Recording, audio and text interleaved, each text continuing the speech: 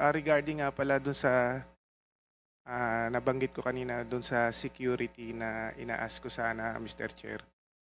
Kasi bago ako magsalita, last September 1, may nag-message na sa akin sa Viber.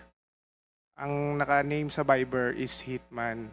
Tapos ngayon bago ako magsalita, tumatawag na naman siya. Kumbaga sana yung ina-ask ko sana na security is ASAP na po sana, sir. So we are stating for the record that Mr. Mendoza is receiving threats to his life, and this is something that the committee is taking seriously. Before we adjourn, Sir, pwede bang masama rin yung family ko po? Yes po. We will discuss it. We will discuss it as soon as we end the meeting. Thank you po.